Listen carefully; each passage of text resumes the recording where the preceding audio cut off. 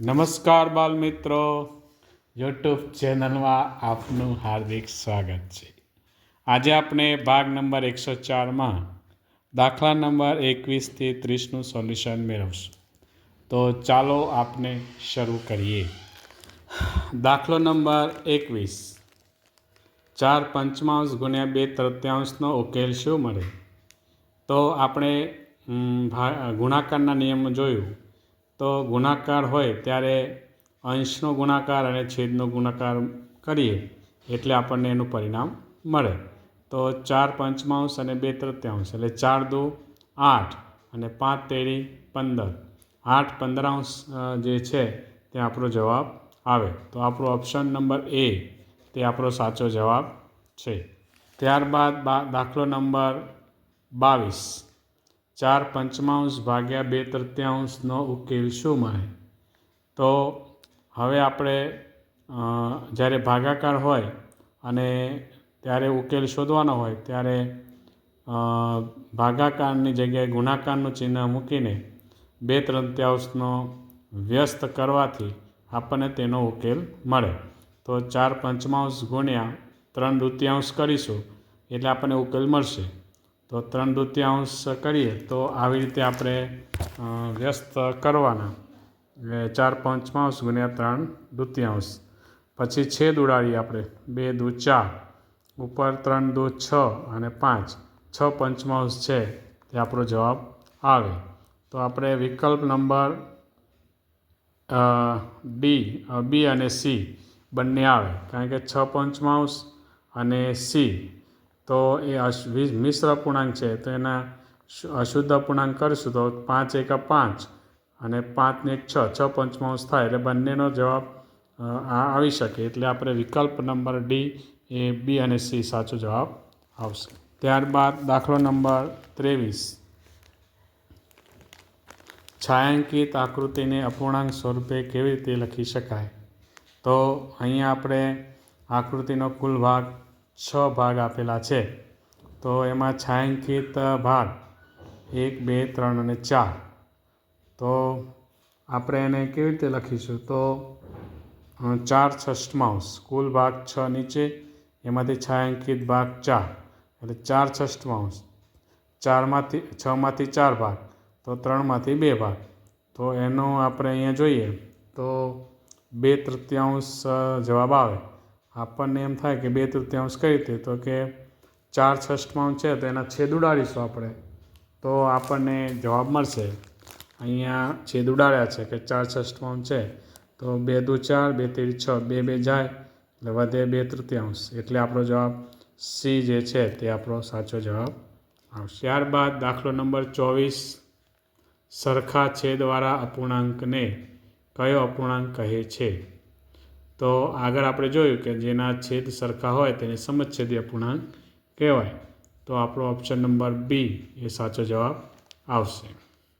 ત્યારબાદ દાખલો નંબર 25, 1/3 કેટલા 1/8 ભાગ આવેલા હોય છે? તો સીધી વસ્તુ છે કે અડધો ભાગ છે અને આ 8મો ભાગ છે. તો અડધા ભાગમાં 8 ભાગમાં કેટલા ભાગ આવેલા હોય? તો કે 4. 4 અડધા ભાગ કરીએ, 1/8 ભાગ કરીએ એટલે આપણને અડધો ભાગ મળે. એટલે ઓપ્શન નંબર જે બી એ આપણો સાચો જવાબ આવશે.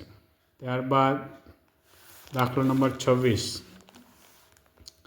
આપેલી આકૃતિમાં છાંયાંકિત ભાગને એટલે રેખાંકિત ભાગને અપૂર્ણાંકમાં દર્શાવો.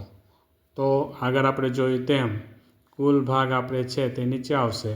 1, 2, 3, 4, 4 ચોક 16, 16 નીચે આવશે. એમાં રેખાંકિત ભાગ છે 1, 2, 3, 4, 5, 6 અને 7.